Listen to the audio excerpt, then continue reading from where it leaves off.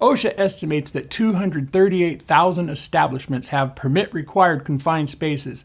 These establishments employ approximately 1.6 million workers, including contractors, who enter 4.8 million permit-required confined spaces each year. OSHA further estimates that 63 fatalities and 13,000 lost workdays and non-lost workday cases involving permit-required confined space entries occur annually. Confined spaces pose hazards that must be considered and controlled before and during any confined space entry. Here are some of the topics we'll cover in this segment. What is a confined space?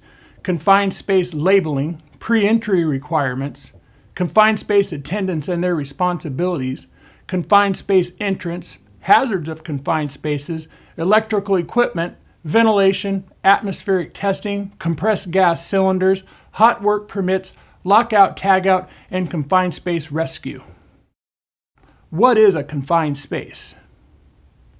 There are basically two types of confined space: non-permit required confined spaces and permit required confined spaces.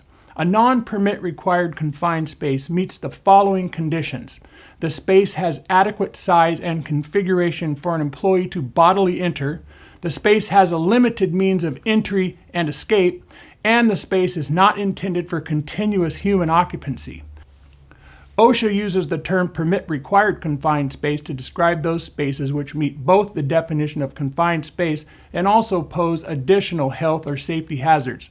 Some hazards include mechanical, physical, or atmospheric hazards, inward-sloping walls such as a space that's funnel-shaped which may trap an entrant. The space may contain any material that could engulf an entrant, such as a grain silo or similar types of vessels, or by its nature, the space could become immediately dangerous to life and health, or IDLH. All confined spaces must be considered as IDLH until proven otherwise by recognized methods such as atmospheric monitoring.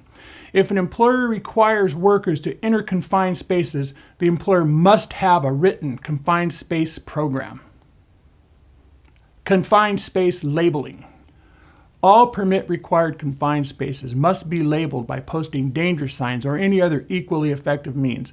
A sign reading "Danger, permit-required confined space, do not enter," or using other similar language would satisfy the requirement for confined space labeling. Simply placing red barricade tape wouldn't satisfy this requirement because the tape doesn't explain the hazard. Pre-entry requirements. Before entering or working in a permit-required confined space, an entry permit must be properly filled out prior to anyone entering the space.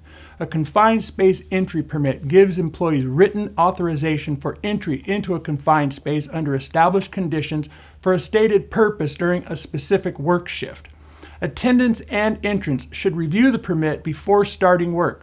Every affected person must be knowledgeable of the hazards in the confined space, and an effective means of communication between the attendant and entrants must be present and tested. There must also be an effective means of summoning help and rescue if needed. Confined space attendants. Whenever there are entrants in a confined space, even for a short period, a confined space attendant properly trained in emergency procedures must be present outside the confined space at all times. A confined space attendant shall have no other duties than to monitor authorized entrants and to be alert to changes that may affect conditions inside the space. The confined space attendant must never leave their post until all confined space entrants have been evacuated. The attendant should never attempt an entry rescue. If a rescue needs to be initiated, a means such as a plant ERT or local fire department should be arranged. Over 70% of people who die in confined spaces are would-be rescuers.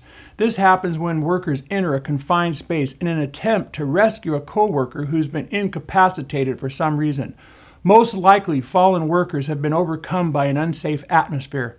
Those who rush in to perform a rescue without line-supplied air or a self-contained breathing apparatus are also overcome and become a fatality statistic. During an emergency, all confined spaces must be evacuated.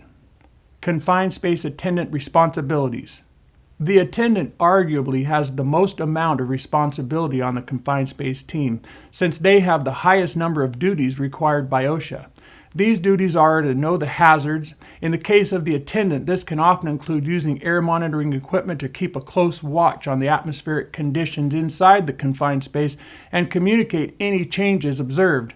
They have to know the behavioral effects of the hazards and be able to identify the authorized entrants, remain outside until relieved, communicate with entrants throughout the work period, monitor and evacuate entrants if necessary, summon rescue if needed, and warn away unauthorized persons. Confined space entrance.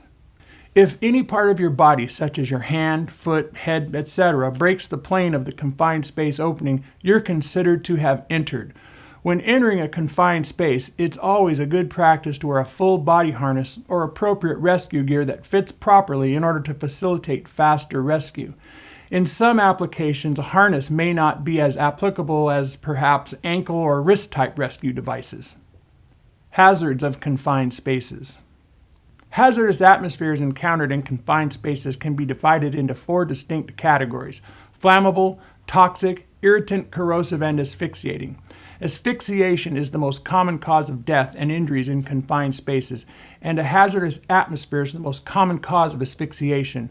Our normal atmosphere is composed of approximately 21% oxygen, 78% nitrogen, and 1% argon with small amounts of various other gases. Reduction of oxygen in a confined space may be the result of either consumption, displacement, or chemical reaction. Working in an atmosphere with oxygen levels between 14% and 17% can produce impaired judgment, dizziness, fatigue, and collapse. In oxygen levels lower than this, the one breath you take could have so little oxygen that your muscles can't respond and you won't have enough strength to escape even if you're still conscious. Here are some common causes of oxygen deficiency in a confined space. Oxygen is used up when metals rust. Oxygen is used up during combustion, for example, by propane space heaters or during cutting or welding. Oxygen can be replaced by other gases, for example, welding gases, or gases forced into confined space to prevent corrosion.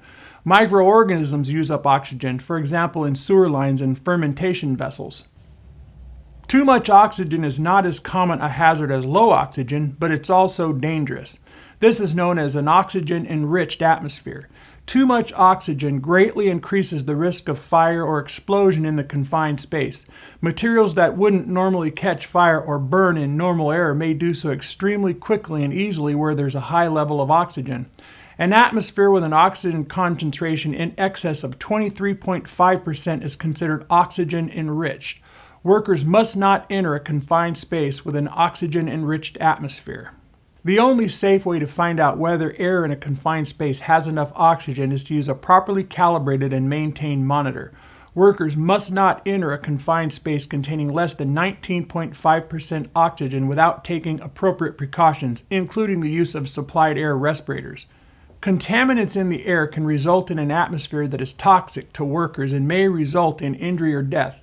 Some toxic gases typically found in confined spaces are carbon dioxide, hydrogen sulfide or H2S, nitrogen, and many others. Any of these contaminants can cause death by asphyxiation. Mechanical hazards may also exist in confined spaces. All hazards must be evaluated and neutralized before entry. Lockout, tagout. Lockout, tagout procedures must be used to isolate the confined space from unexpected release of energy. All employees entering a confined space are required to attach their personal safety locks to the designated isolation points or group lockout device if one is being used. Hot work permits. A hot work permit must be completed for any spark or heat generating activities inside a confined space. Hot work must be monitored by a fire watch during and in some instances for a period after the work is completed. Hot work in a confined space can have inherent hazards such as possible buildup of explosive gases, oxygen-enriched atmosphere, oxygen-deficient atmosphere, and fire.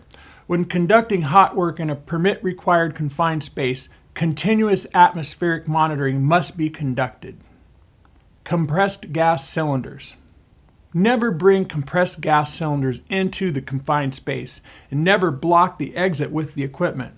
During breaks and overnight, shut down all gas equipment. All gas welding lines must be removed from the confined space. Gas cylinder valves must be shut off and gas lines relieved of all pressure. Atmospheric testing. Atmospheric testing must be performed before entering a confined space and prior to re-entry, for example, following lunch breaks or if a problem exists.